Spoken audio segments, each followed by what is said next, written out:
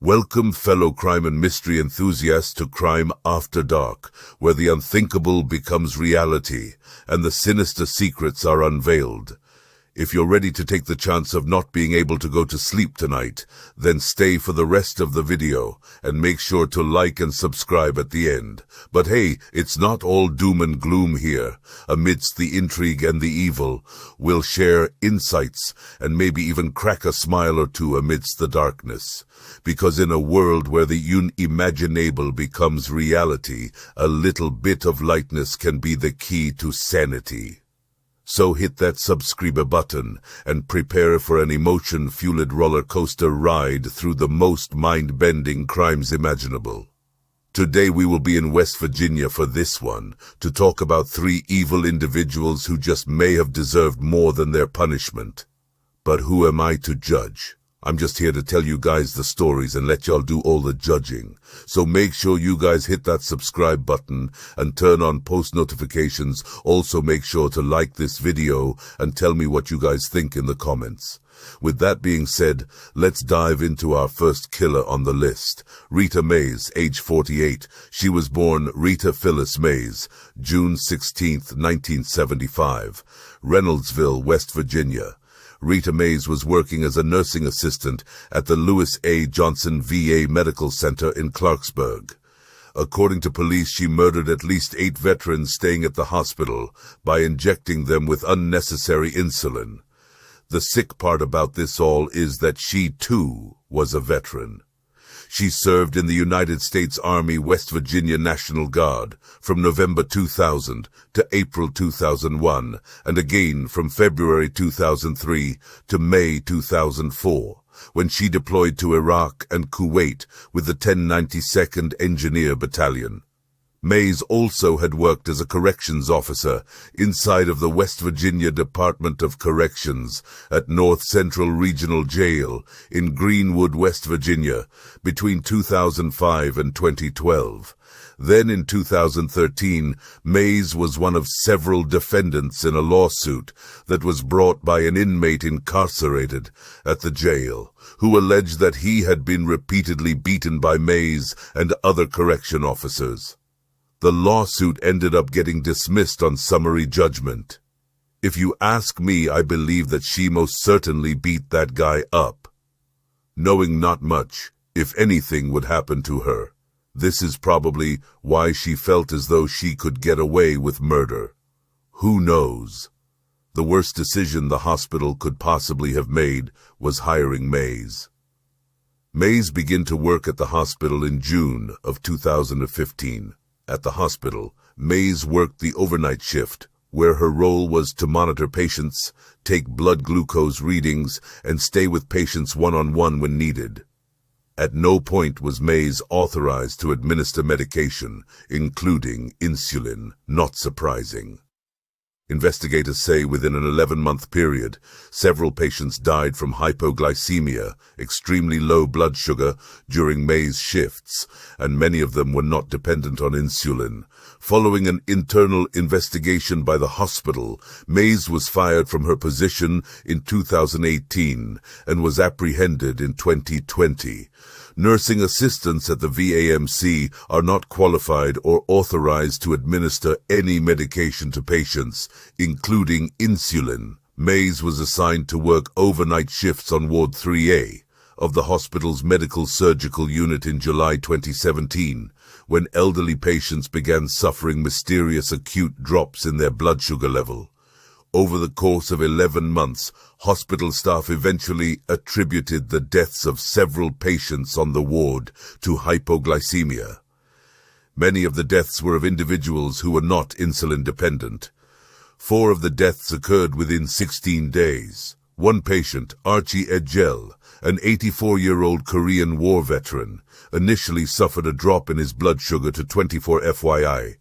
A reading of less than 70 is low and can be considered harmful. He was stabilized by staff, only to die after another plummet of his blood sugar a short time later. An autopsy later found that Edgell had been injected 4 times. The hospital began an internal investigation of 11 deaths.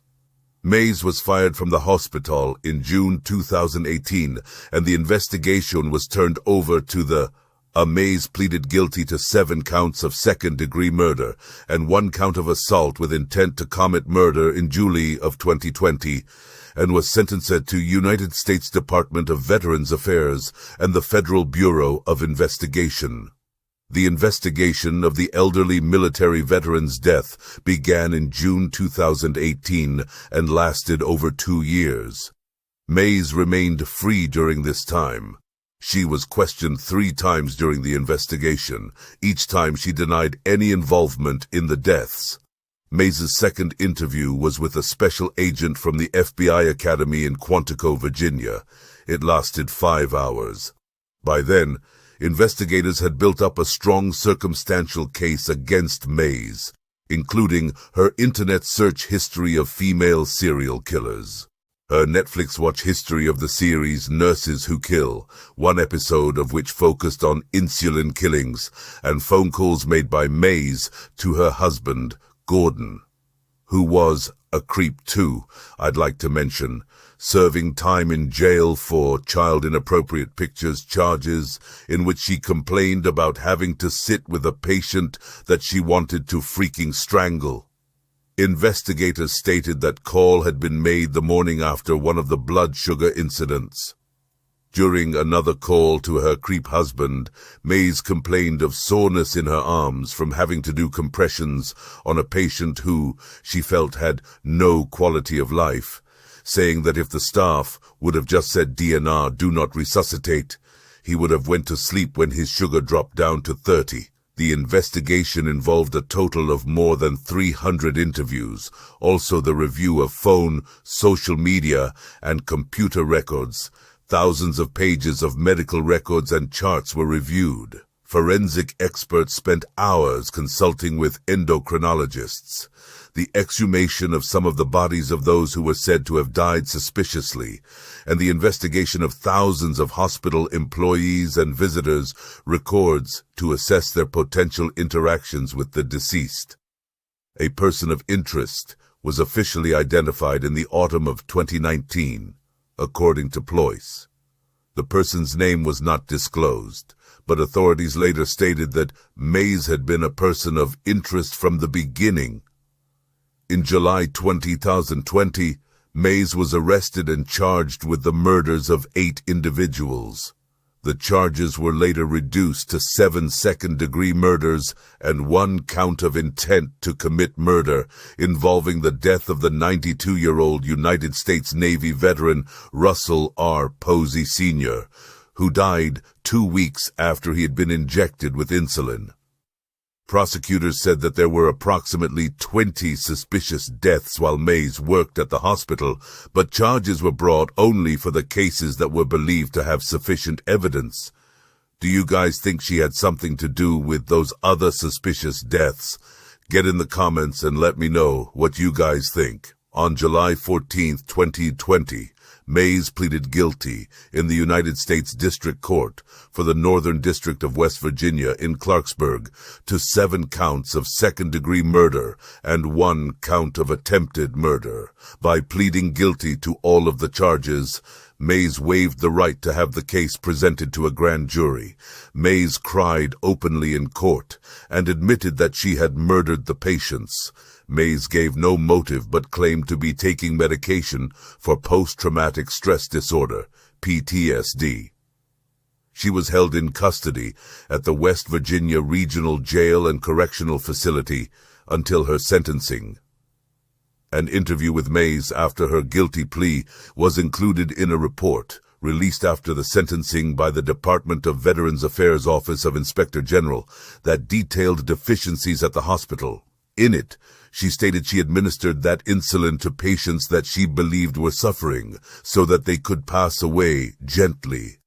She also said that she faced great stress and chaos in both her personal and professional life, and that her actions made her feel in control.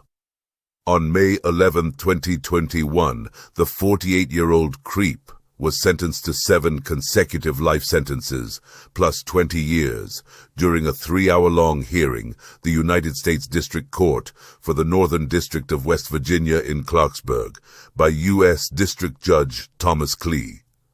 Mays is ineligible for parole. How? During her sentencing, Mays, crying her eyes out, gave a brief statement. "There's no words I can say that can offer the families any comfort.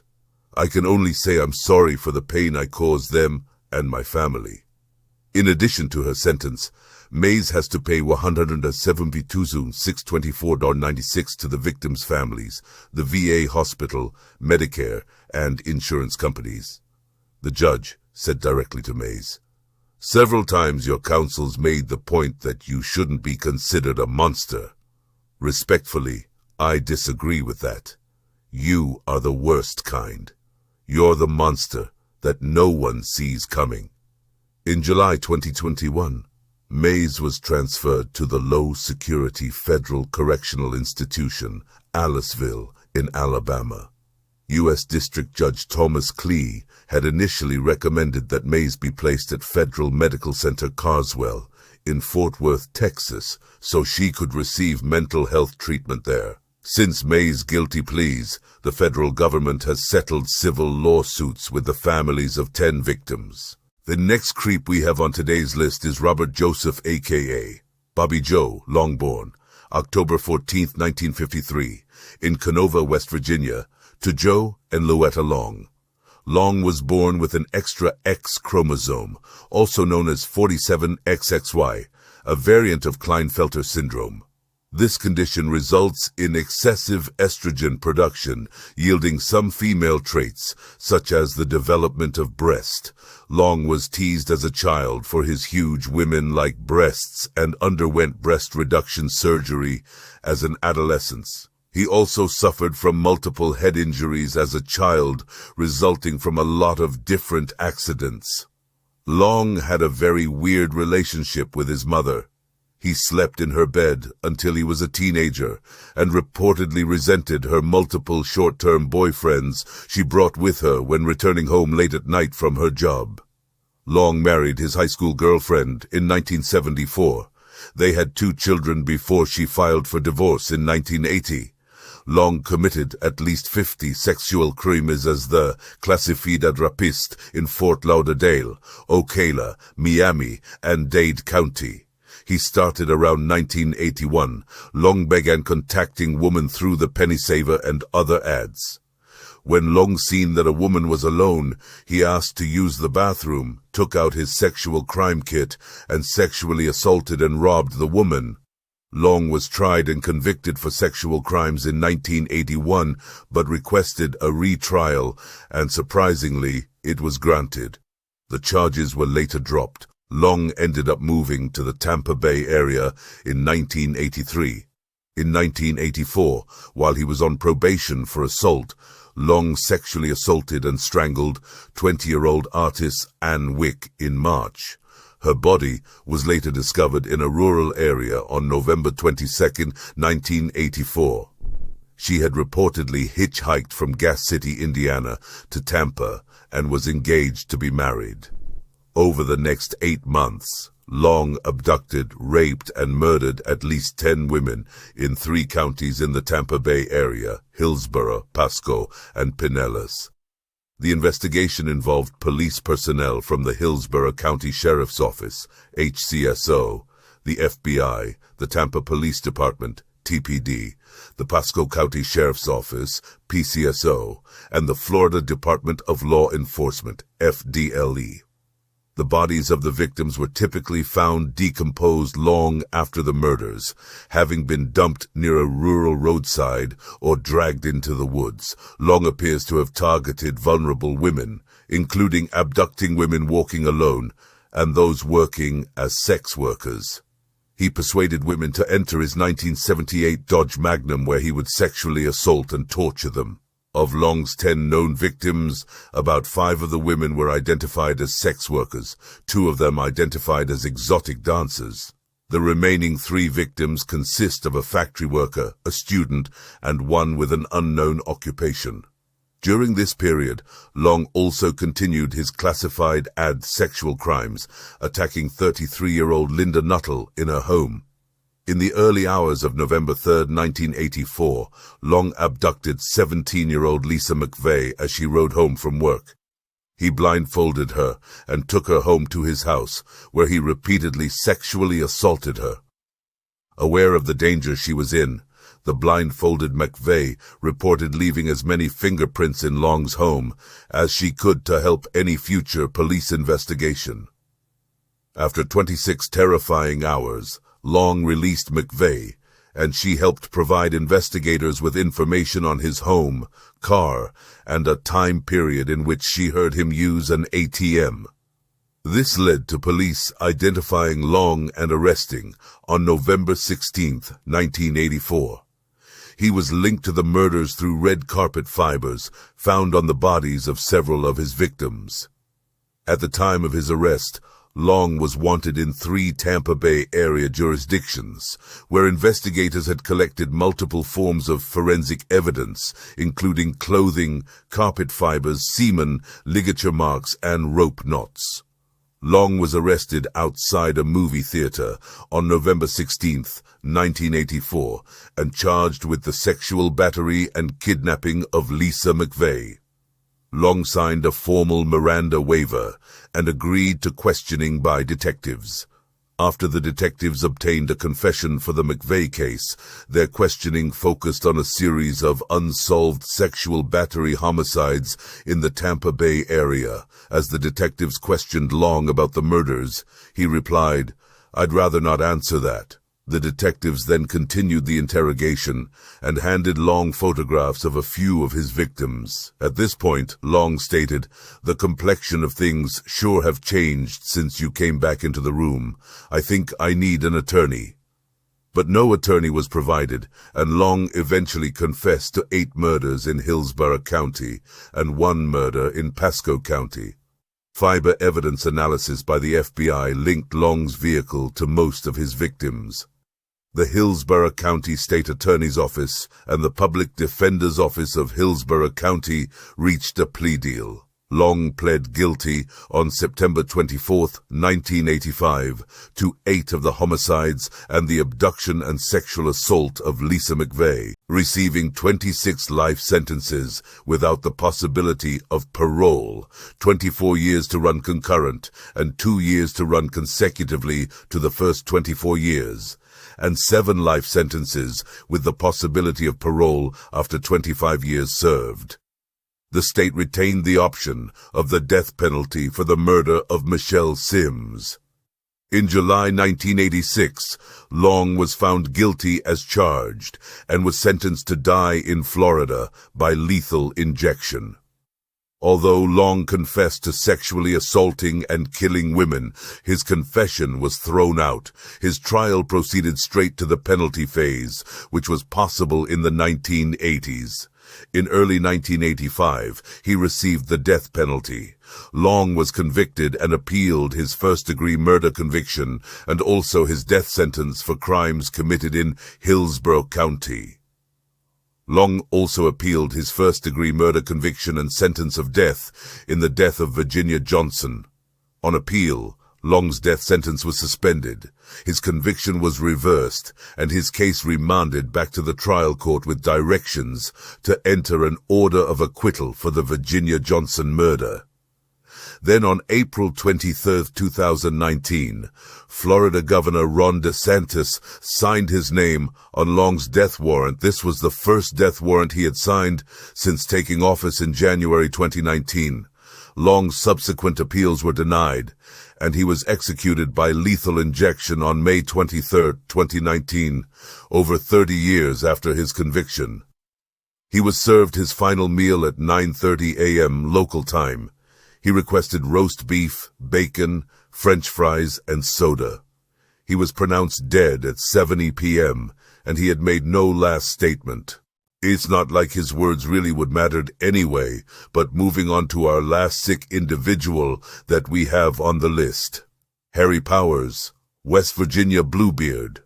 Harry Powers is one of West Virginia's most famous and notorious killers. known for his use of Lonely Hearts-style ads to lure most of his victims. Powers was born in the Netherlands under the name Herman Drenthe, but went under several different aliases, such as Cornelius O. Pearson and A.R. Weaver.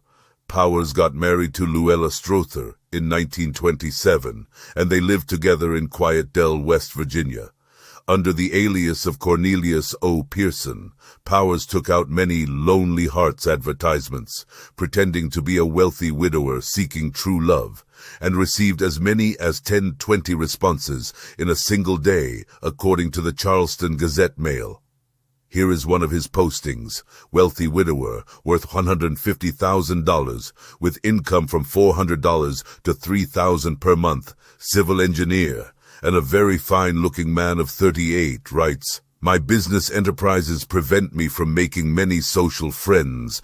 I am therefore unable to make the acquaintance of the right kind of women. As my properties are located through the Middle West, I believe I will settle there when married. Am an elk and a mason. Own a beautiful 10-room house completely furnished. My wife would have her own car and plenty of spending money. But she must be strictly a one-man woman. I would not tolerate infidelity. Am now living in West Virginia." Contact Cornelius O. Pearson, P.O. Box 277, Clarksburg, WVA. Powers took somewhere close to 5 lives by courting widows, tricking them into withdrawing money from the bank, and then joining him in West Virginia. Asta Eicher, from Park Ridge, Illinois, and her 2 daughters Greta and Annabelle were strangled to death, while her son Harry was beaten to death with a hammer. Dorothy Lemke, from Northborough, Massachusetts, also died of strangulation and was found buried in a shallow grave at Powers's home in Quiet Dell. When Park Ridge police began investigating the disappearance of Eicher, in August 1931, they found several letters addressed to Cornelius Pearson from Clarksburg. When they called the Clarksburg Police Department to detain Pearson for questioning, they found that there was no one living in the area under that name. After a description of the man in question had been given, Clarksburg City Detective Carl Southern found that it closely matched the description of the resident living at 111 Quincy Street, the home address given to the Clarksburg post office by Cornelius Pearson. This Quincy Street resident was, of course, Harry Powers, who was arrested that same morning. Powers did not initially admit to any of the killings, but relented after falling down the stairs during questioning. Later on, photos revealed 2 black eyes and heavy bruising after his interrogation.